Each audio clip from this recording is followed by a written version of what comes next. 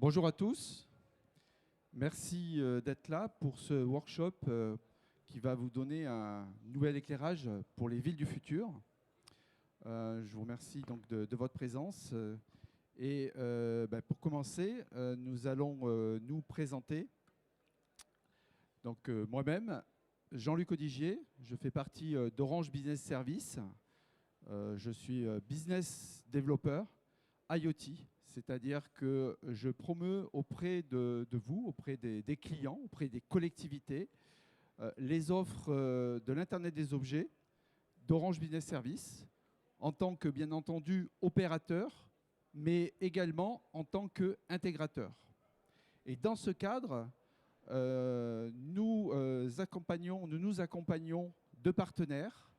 Et j'ai la joie de vous présenter donc, notre partenaire sur l'éclairage public avec Youssef de BH Technologies. Merci Jean-Luc, bonjour à tous. Oui, donc Youssef et Tayash, moi je suis Business et Marketing Manager chez BH. Alors BH Technologies, pour ceux qui ne connaissent pas, c'est une petite PME grenobloise dans laquelle on propose aux collectivités des solutions de gestion et d'optimisation de l'éclairage public et également des solutions d'optimisation de la collecte de déchets. Alors ce n'est pas le sujet aujourd'hui, on va surtout vous parler d'éclairage et de villes du futur. Donc voilà.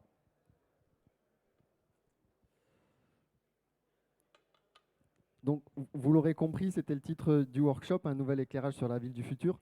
Moi, je vais surtout vous parler d'éclairage public et puis Jean-Luc vous parlera de ville du futur. Et ensemble, on va voir comment l'éclairage contribue justement à la ville du futur. Alors, la première question, c'est comment naissent les projets d'éclairage dans les villes? Alors, pour répondre à cette question, on va tout simplement faire un état des lieux, un constat simple sur ce que représente l'éclairage public aujourd'hui dans les collectivités françaises. Alors, quelques chiffres rapidement. L'éclairage public, ça représente 5,6 TWh par an. Alors, qu'est-ce que ça représente ce chiffre concrètement? C'est 41% des consommations d'électricité des collectivités. Donc, ça veut dire que 41% de la facture électrique d'une commune est dédiée à l'éclairage public. Donc on comprend tout de suite avec ce chiffre que l'éclairage public, ça représente un gisement énorme d'économie d'énergie potentielle. Derrière ces chiffres, l'éclairage public, c'est aussi des enjeux économiques, puisque dans le contexte global actuel de baisse de dotation de l'État aux collectivités, on comprend aisément qu'il faut faire des économies pour optimiser les finances publiques. Ensuite, il y a aussi l'enjeu environnemental, puisque effectivement, l'éclairage public, avec tout ce que cela consomme, c'est pas très bon pour l'environnement. Et enfin, il y a l'enjeu social, puisque l'éclairage public, c'est aussi la sécurité des riverains et des usagers. Et quand on combine ces trois enjeux, on parle de développement durable dans l'éclairage public. Je reviendrai sur cette notion un peu plus loin. Alors là, on a dressé un petit peu le constat, l'état des lieux de l'éclairage en France. Quel est l'objectif? L'objectif, c'est de tendre vers le facteur 4. Le facteur 4, qu'est-ce que c'est? C'est pendant l'accord de Paris, les États membres ont signé un accord qui vise à maintenir l'augmentation des températures en deçà de 1,5 degré. Alors pour faire ça, il faut diminuer par 4 ses consommations d'énergie et le faire dans les 10 ans. Et donc pour ça, on va mettre en place ce qu'on a appelé la transition écologique, la transition énergétique. Et donc quand on sait que l'éclairage public, ça représente 41% des consommations d'une collectivité, l'éclairage public et les collectivités doivent prendre leur part dans cette transition énergétique. Alors comment on fait pour arriver au facteur 4 justement? Dans l'éclairage public, traditionnellement, ce qu'on fait pour tendre vers ce facteur 4, on remplace simplement les éclairages énergivores par des éclairages à technologie LED. C'est bien, c'est très bien même. Puisque l'éclairage à LED, on sait qu'il consomme beaucoup moins que les éclairages à sodium haute pression, etc. Et des technologies vieillissantes.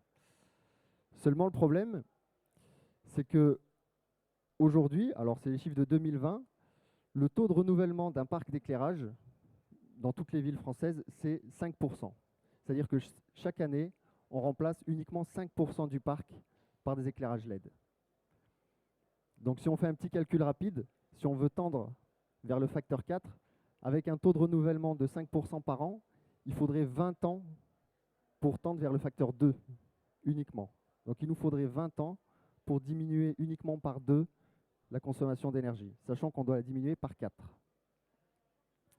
Alors, je ne remets pas en cause le fait de renouveler le parc d'éclairage par des technologies LED, c'est inévitable et c'est nécessaire. Par contre, et c'est l'objet des solutions de BH Technologies, nous, on va proposer des solutions qui vont permettre d'agir tout de suite et faire des économies tout de suite sur l'éclairage existant. Et donc, optimiser l'éclairage existant avant de le renouveler. Et donc, pour ça, on a conçu toute une gamme et toute une solution d'optimisation de l'éclairage public à laquelle on est ajouté des couches de connectivité.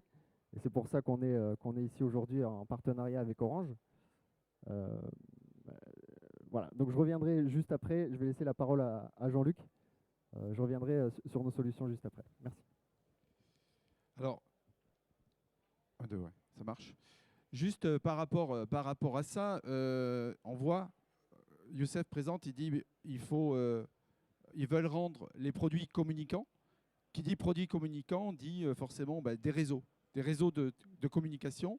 Et bien entendu, l'Internet des objets, c'est, comme on peut le voir ici, c'est une foule d'opportunités dans tous les domaines. Et plus particulièrement par rapport aux Smart Cities. Et on voit ici en nombre, je dirais, en nombre d'objets, je dirais la capacité qu'il peut y avoir en nombre d'objets dans les villes, mais aussi dans l'industrie, etc.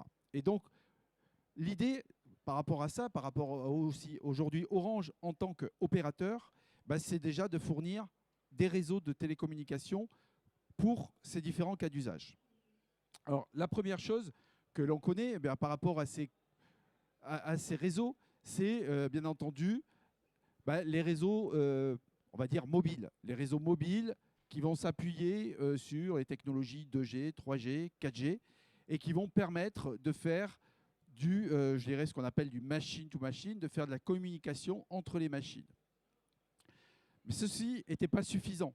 On a mis en place, en plus, des réseaux bas débit, faible consommation, qui permet donc de faire communiquer des objets qui vont être autonomes.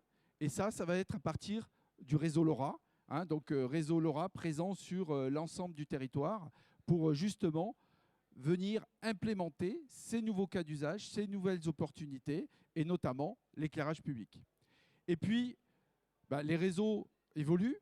Et donc, sur le réseau 4G, nous avons également déployé le réseau LTEM, donc, qui est une spécification du réseau 4G pour pouvoir accueillir les modules, accueillir les objets sur ce réseau 4G, donc le réseau LTEM. Et ce qu'il faut voir, c'est que ce portefeuille de technologies, ce portefeuille d'offres est vraiment complémentaire, et en fonction des besoins, on va pouvoir utiliser tel ou tel réseau. Alors, ces réseaux, comme je dis, s'inscrivent dans un déploiement de l'IoT, s'inscrivent dans une roadmap. Je dirais, il y a un certain nombre de réseaux qui sont plutôt, d'un point de vue technologique, remplacés par, je dirais, le LTEM. C'est le cas de la 2G, de la 3G. Non pas qu'ils soient des réseaux éteints, mais plutôt d'un point de vue technologique, on va pousser pour qu'on utilise plutôt tel ou tel réseau de façon à gagner en performance, que ce soit, c'est un peu embêtant, en performance, en je dirais, en capacité d'autonomie, en capacité de transmission. Et puis, vous avez, bien entendu, bah, la 5G qui va arriver et qui va apporter encore de nouvelles fonctions, de nouvelles fonctionnalités par rapport au réseau.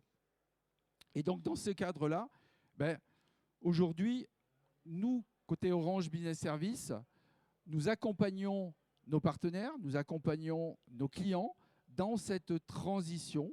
Et c'est dans ce cadre que nous travaillons aussi avec BH Technologies.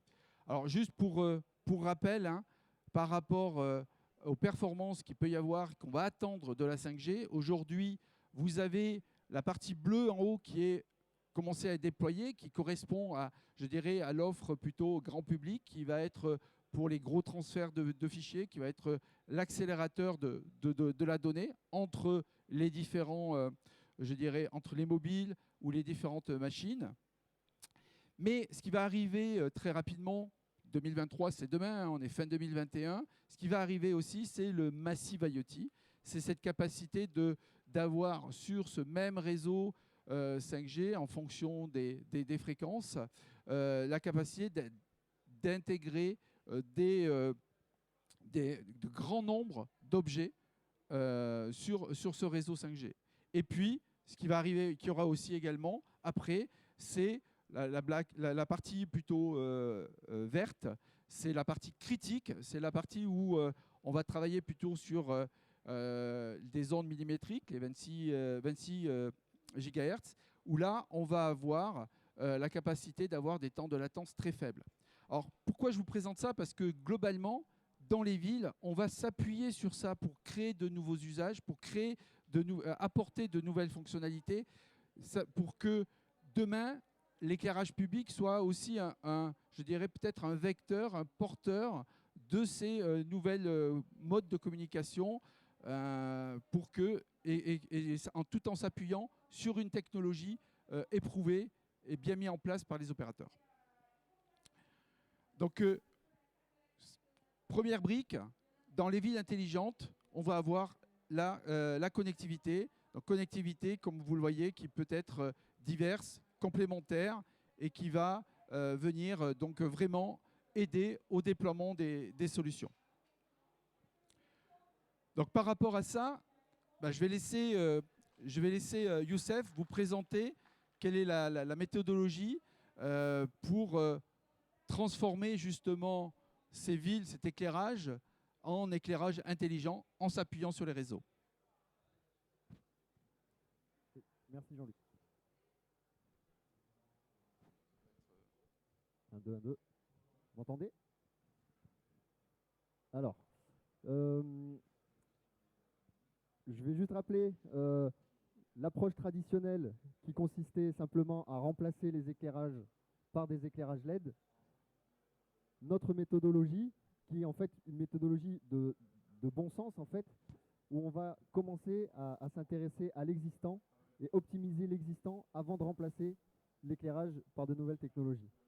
Donc, la méthodologie de la transition énergétique en éclairage public qu'on propose, c'est dans un premier temps de faire l'état des lieux du parc d'éclairage public pour savoir avec précision ce que consomme notre parc d'éclairage, ce qui est installé, faire un petit peu l'état des lieux de ce qu'on a sur notre parc. Ça paraît bête, mais il y a aujourd'hui beaucoup de collectivités qui ne savent pas ou qui ne savent pas quantifier les consommations et ce qu'ils ont sur leur parc d'éclairage. Ensuite, la deuxième étape, et c'est là où on intervient BH Technologies avec nos solutions, c'est qu'on va piloter l'existant pour un facteur 2, immédiat, et pas dans 20 ans, comme si on l'aurait fait, comme on l'aurait fait en simplement remplaçant tous les ans 5% du parc d'éclairage. Et donc là, dans cette étape 2, on va piloter et superviser avec des solutions connectées. Il faut qu'on change le micro, a priori. Bon. Donc je disais, dans cette étape 2, on va piloter et superviser l'éclairage public avec des solutions connectées en LoRa. LoRa grâce au réseau d'Orange. sur lesquels on va pouvoir agir à distance et avoir des informations qui nous permettront d'avoir des indicateurs de progrès sur la transition énergétique. C'est important parce qu'une transition, c'est un chemin qu'on construit. Et si on n'a pas d'indicateur de progrès, finalement, on ne sait pas où on va. Et on ne connaît pas les progrès réalisés après avoir installé de l'éclairage LED ou d'autres solutions, par exemple. Donc, dans cette deuxième étape, on va effectivement piloter et superviser. Et enfin, une fois qu'on a piloté et supervisé l'existant, on va s'attaquer au renouvellement du parc par de la LED pour avoir de nouveau un facteur 2. Et quand on combine ces deux étapes, on arrive au facteur 4 en 10 ans, voilà, qui est l'objectif. Donc pour rentrer un petit peu plus dans le détail de nos solutions, ce qu'on fait nous dans l'éclairage public, c'est que la première étape, il faut allumer et éteindre l'éclairage au bon moment. Là aussi, ça paraît bête, mais combien de collectivités allument l'éclairage trop tôt ou l'éteignent le matin beaucoup trop tard, ce qui fait du gaspillage énergétique finalement. Et donc, la première brique intelligente, on va dire, dans l'éclairage public, c'est d'avoir un bon calculateur astronomique. Donc une horloge connectée, radio-synchronisée, qui permet de calculer en fonction de sa position et de la position du soleil, l'heure exacte à laquelle il faut allumer l'éclairage. Donc rien qu'en mettant une horloge avec un calcul astro qui est fait pour l'éclairage public, on arrive à déjà diminuer de 10 à 15% les consommations d'énergie.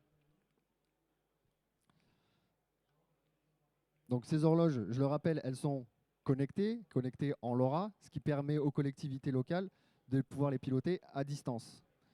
C'est-à-dire que si demain on a des programmations particulières à faire sur notre éclairage public, ça a été le cas notamment pendant le premier confinement du Covid, où on a eu des collectivités qui voulaient réduire ou même couper certaines rues parce qu'elles étaient plus fréquentées.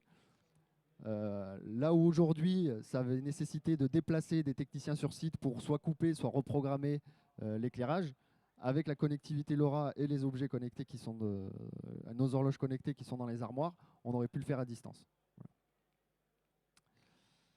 Donc ça, c'est le premier niveau, accéder à l'éclairage au bon moment. Et ensuite, on va optimiser l'éclairage existant avant de le renouveler. Et là, on a un schéma qui indique exactement notre approche, où on a ici l'approche traditionnelle, où on va remplacer le parc d'éclairage à hauteur de 5% par an, et où on arrive à un facteur 2 au bout de 10 ans. Si on optimise l'éclairage existant, tout de suite, on arrive à faire un facteur 2 en moins de 2 ans. Et à partir de là, on reprend ou on continue le remplacement de l'éclairage actuel par des éclairages LED. Et comme ça, on arrive à un facteur 4 en 10 ans. En faisant des économies sur l'existant, on va quelque part autofinancer le remplacement des éclairages énergivores par des éclairages LED. Et c'est là où le cercle est un peu plus vertueux que l'approche traditionnelle qui consiste aujourd'hui à remplacer 5% du parc de manière parfois un peu aléatoire. Et quand on parlait tout à l'heure des enjeux des collectivités et du développement durable, est-ce que c'est vraiment vertueux de remplacer un éclairage, certes, qui est énergivore, mais de le remplacer alors qu'il peut encore fonctionner pendant 15 ans? Je pense que ce n'est pas très vertueux de faire ça, alors qu'on peut l'optimiser et on peut lui faire des économies tout de suite, sans le remplacer. Et donc, pour faire ça, les solutions qui se présentent, c'est d'installer dans les armoires d'éclairage public des régulateurs variateurs de tension qui permettent de diminuer le flux lumineux et du coup la puissance installée. Là encore, c'est des solutions qui sont connectées, qui sont paramétrables à distance. On va pouvoir modifier les horaires d'abaissement à distance, on va pouvoir modifier les puissances à distance. Tout ça grâce à la connectivité LoRa et le réseau d'Orange. Une fois qu'on a piloté l'éclairage et qu'on a réalisé des économies, on va dire, massives sur l'éclairage existant, c'est ce que je disais tout à l'heure, si on n'a pas d'indicateur de progrès, on navigue en aveugle. Et donc du coup, on accompagne la transition énergétique en la mesurant. Et là, on a un module de supervision qui s'installe dans les armoires d'éclairage public, là aussi qui communique en LoRa et qui nous permet de remonter des informations à la fois sur l'état de fonctionnement du parc d'éclairage public, mais également sur les consommations d'énergie. Et là, on va pouvoir faire un bilan chaque année du taux d'économie d'énergie qu'on a réalisé pour tendre vers le facteur 4 et les objectifs qu'on s'est fixés. Je repasse la main à Jean-Luc qui va nous expliquer toutes ces données, comment est-ce qu'elles transitent avec le réseau LoRa et comment Orange nous garantit des données fiables, puisqu'on le comprend, si on veut accompagner la transition énergétique, si on se base sur des données qui ne sont pas bonnes, pas traitées, pas fiables, ça devient compliqué. Alors, chez Orange, on a l'habitude de parler de voyage de la donnée. Et là, on va parler aussi de voyage instantané de la donnée, puisqu'on va être aussi au niveau du pilotage. Alors, au niveau des on va bien entendu mettre en place, BH Technologies va mettre en place dans les armoires des capteurs au niveau des villes. On va s'appuyer sur des réseaux de télécommunications, dans le réseau LoRa, entre autres. Et puis, toutes ces données vont remonter, notamment ce qu'on appelle dans le cloud, donc sur des serveurs, notamment sur des offres d'Orange Business Service, qui vont permettre d'héberger cette donnée, de collecter cette donnée. Et une fois qu'elle est collectée, cette donnée, il va falloir l'analyser, la travailler, de façon à pouvoir l'étudier et remonter ces données vers, je dirais, les exploitants, mais aussi, pourquoi pas, vers les administrés d'une ville. Donc tout ça, ça se fait en fait à travers les différentes offres d'Orange, donc les parties capteurs. Donc on travaille pour sélectionner des capteurs et notamment on va travailler avec les capteurs de BH Technologies, transporter la donnée, je l'ai montré, il va y avoir les réseaux de télécommunications que nous mettons en place, notamment LoRa, LTE-M et demain la 5G. Les plateformes pour stocker la donnée, la traiter et puis, bien entendu, les analyser, ce qui est important. Hein, donc, être capable de vraiment différencier des données techniques d'exploitation à des données un peu plus fines, les croiser avec notamment des données qui sont liées à l'utilisation de la ville, aux autres services de la ville. Donc, être capable de croiser ces données pour les analyser et puis, bien entendu, de les partager. Et quand on dit partager, souvent, on veut les partager, comme je disais, aux exploitants, mais aussi aux administrés.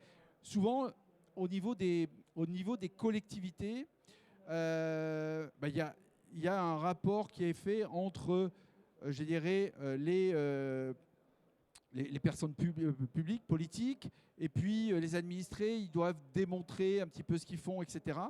Et la mise en place de solutions, justement, de partage de la donnée, de visibilité à travers des sites web, à travers des applications mobiles, vient justement enrichir cette relation qu'il peut y avoir entre les administratifs et les administrés. Et bien entendu, dans tout ce qui est ici, ce qui est important, et c'est pour ça qu'on vient rajouter là en bas la partie protection, la sécurité de la donnée, être capable de fournir des solutions de bout en bout sécurisées avec, je dirais, en amont, et c'est ce que montrait Youssef, capacité d'accompagner les collectivités dans ce changement, cette migration de l'éclairage standard vers l'éclairage intelligent, et puis capacité d'intégrer, parce qu'on va le voir, un éclairage, c'est bien. Maintenant, si je sais intégrer cet éclairage intelligent avec d'autres services de la ville, avec, je ne sais pas, le service des sports, et donc dès que j'ai un événement, je vais être capable de gérer mon stade, mais gérer aussi l'éclairage qui va autour, etc. Là, on a vraiment, on va vers les villes du futur, vers les villes intelligentes. Et donc Orange, en tant que tel, on a cette capacité de vous accompagner, d'accompagner les collectivités, d'accompagner les entreprises pour justement mettre en place des solutions de bout en bout et puis d'apporter une expertise qui va accélérer justement cette transformation dont on a besoin, puisqu'on le voit, ce qui démontrait Youssef, il faut accélérer pour tenir, je dirais, la capacité de réduire cette empreinte énergétique et donc les solutions qui sont proposées, qui sont mises en place, vont là-dedans. Et donc, là, ce schéma-là, il vous présentait un petit peu, je dirais, le parcours de la donnée. Donc, voilà. Et donc là, je vais laisser la place à Youssef qui va vous donner comment, vous expliquer comment, d'un point de vue applicatif, la donnée est transmise, est traitée et interprétée pour pouvoir arriver vers l'éclairage intelligent. Oui, alors effectivement, c'est pas parce qu'on fait de l'éclairage intelligent, connecté, qu'il faut remonter de la donnée pour remonter de la donnée. Voilà. Il faut une certaine sobriété numérique parce que effectivement, ça aussi, même si on remonte de la donnée, ça a aussi un coût environnemental, la donnée, mais aussi parce que pour les collectivités locales, on utilise beaucoup le terme de lac de données.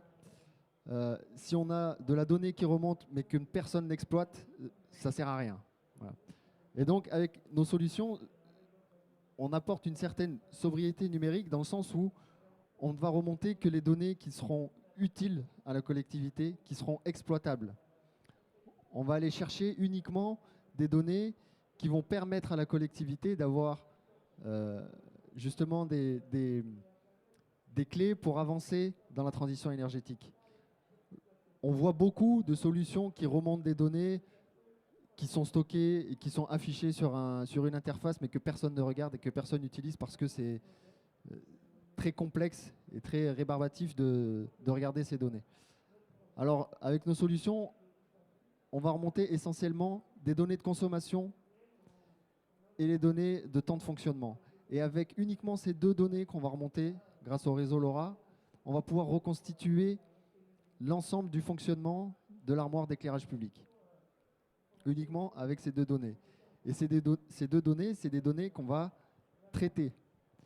En fait, c'est la différence entre la donnée et l'information. Nous, ce qu'on reçoit, c'est de la donnée. Ce qu'on restitue à la collectivité, c'est une information. Donc, on reçoit des données brutes qui sont des kilowattheures, très concrètement. Mais si on donne ça à la collectivité, elle va le regarder une fois et puis elle ne l'utilisera plus. Alors nous, ce qu'on restitue à la collectivité, c'est plutôt des graphiques de consommation. C'est plutôt des pourcentages d'économie. C'est plutôt des alertes de fonctionnement. Voilà. Sans mettre à disposition de manière brutale, on va dire, la donnée en tant que telle à la collectivité.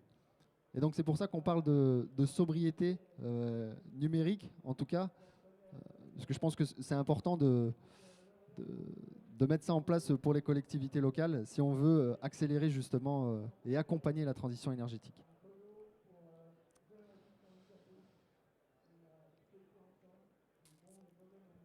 Alors, du coup, on parle d'éclairage public et on associe souvent l'éclairage public à la Smart City. C'est vrai que l'éclairage public, du fait de l'implantation des luminaires, des lampadaires dans les villes, puisque on comprend tout de suite que c'est une position idéale pour transporter de la donnée. La densité de luminaires, la densité de lampadaires dans les collectivités locales font qu'on va pouvoir utiliser le réseau d'éclairage public pour transmettre de la donnée et pour mutualiser d'autres services de la ville. Et c'est en ce sens que l'éclairage public, c'est le premier pas vers la Smart City. Souvent, quand on parle de Smart City, le premier cas d'usage qui revient, c'est l'éclairage public. Je vais repasser la parole à Jean-Luc pour un dernier mot justement sur la Smart City. Ouais, si tu peux appuyer. Ouais. Oui, donc par rapport au Smart City, c'est pour ça que Orange a mis en place une équipe spécialisée dans les Smart Cities qui va justement regarder, étudier, mettre en œuvre des solutions pour accompagner les collectivités. Et c'est dans ce sens que Orange, BH Technologies et d'autres partenaires travaillent ensemble pour justement apporter des solutions vers les Smart Cities, notamment avec toujours cette volonté d'aller vers les économies d'énergie, vers aller avoir une empreinte carbone zéro. Et, euh, et donc, Orange, comme vous voyez, bien entendu, comme je le montrais, c'est un opérateur, mais c'est aussi une entreprise de services numériques, c'est-à-dire un intégrateur pour le secteur public et bien entendu pour je dirais de manière plus générale, pour les entreprises. Alors, autour des Smart Cities, on travaille, nous, sur la transformation numérique. On va essayer de faire en sorte de répondre aux besoins des administrés, aux besoins des collectivités, des citoyens. Et pour cela, on va mettre en place, à travers des partenaires, à travers, je dirais, des solutions Orange, des solutions qui vont permettre, entre autres, d'améliorer la relation citoyenne. Vous avez par exemple, on le voit, on parle d'éclairage, mais on peut parler de parking, etc. Beaucoup d'entre vous utilisent des smartphones, utilisent des applications. Il va y avoir de plus en plus d'applications qui vont venir vous donner des informations pour améliorer votre relation citoyenne avec votre collectivité. Améliorer et moderniser le fonctionnement du territoire, on le voit ici en exemple, hein, c'est typiquement la partie éclairage public va venir moderniser. Clairement, on va pouvoir de cette manière-là, demain, on va être capable de, quand on se déplace dans la rue, alors qu'il est 1h du matin et que l'éclairage est faible, avoir un éclairage qui va suivre son parcours pour pouvoir être avancé en toute sécurité. Donc toute cette modernisation, ça passe par ces solutions. On va optimiser les infrastructures, notamment, on parle de, par exemple, un vecteur qui peut être l'éclairage public pour apporter plus de services autour de l'éclairage public. Donc être capable de vraiment optimiser ces gestions, optimiser ces infrastructures pour mieux répondre aux besoins des collectivités. Et puis bien quelque chose qui est important parce qu'on le voit et c'est, je dirais, la réflexion que peut avoir l'ensemble des clients, c'est mais dans quelle sécurité ? Sécurité informatique, bien entendu, puis aussi sécurité après, je dirais, des utilisateurs. Et donc, l'idée, c'est vraiment d'être capable de vous accompagner, d'accompagner nos clients sur toute cette transformation avec une transformation numérique digitale. Alors, autour de ça, il y a des nouveaux enjeux, de nouvelles opportunités pour les villes. Et je terminerai par ça, autour de l'énergie, de l'environnement, des déchets, de la mobilité, des relations, de l'éclairage. Donc, on l'a vu, l'attraction du territoire, la sécurité. Voilà. Donc, tous ces cas d'usage sont mis en œuvre aujourd'hui autour des villes intelligentes et notamment avec l'éclairage public qui fait partie de ces villes intelligentes. Donc aujourd'hui, on est vraiment dans une ère où vous avez des grands projets des villes qui sont en cours, pour lesquels Orange œuvre, et avec cette transformation numérique, et notamment avec l'éclairage. Donc, on a peut-être un petit peu dépassé par rapport au temps. Nous en excusons si vous avez, je dirais, quelque chose de supplémentaire, mais pour terminer, on peut répondre à vos questions par rapport à ce que nous voulons présenter, par rapport à vos interrogations autour des villes intelligentes et de l'éclairage. Merci pour votre attention, merci pour votre écoute. Là-bas, on a une question.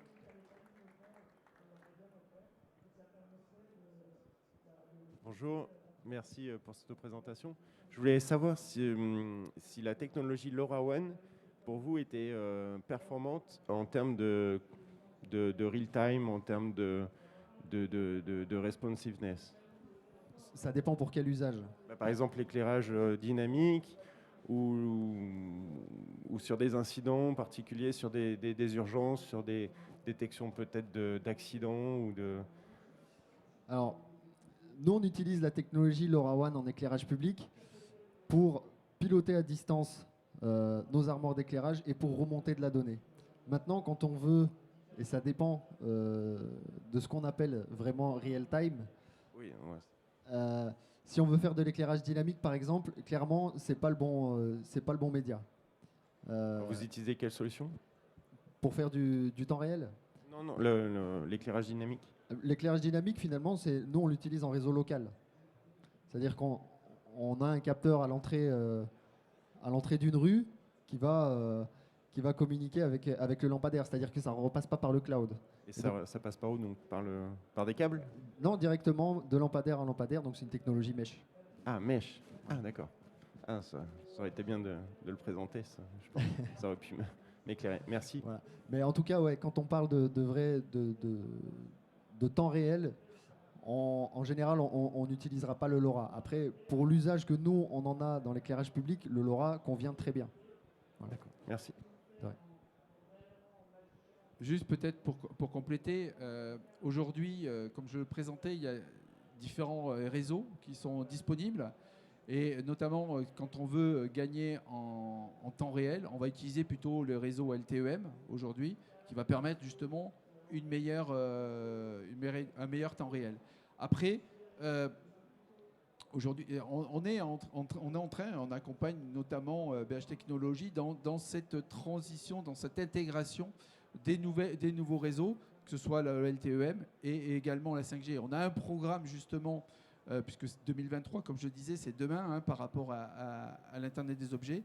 On a un programme d'accompagnement. On suit entre autres les programmes de France Relance 5G, là, justement pour que les entreprises puissent intégrer les nouvelles technologies et notamment avoir ce real-time à travers les nouvelles technologies. Et vous branchez sur vos NRO ou NRA, c'est pas possible? Non, on ne va pas se brancher directement on va passer forcément par des interfaces. Pourquoi? Parce que ne serait-ce que par rapport à la sécurité. On doit assurer une sécurité pour l'ensemble de nos clients et donc on doit passer par forcément des interfaces qui permettent d'isoler tout ça. Merci. Je ne sais pas s'il y a une autre question.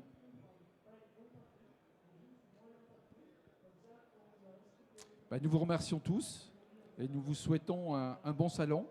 N'hésitez pas à nous retrouver juste au fond de cette salle, sur le stand d'Orange, pour que nous puissions échanger sur ces sujets-là et nous vous présentons les différentes solutions autour de l'Internet des objets. Merci à vous.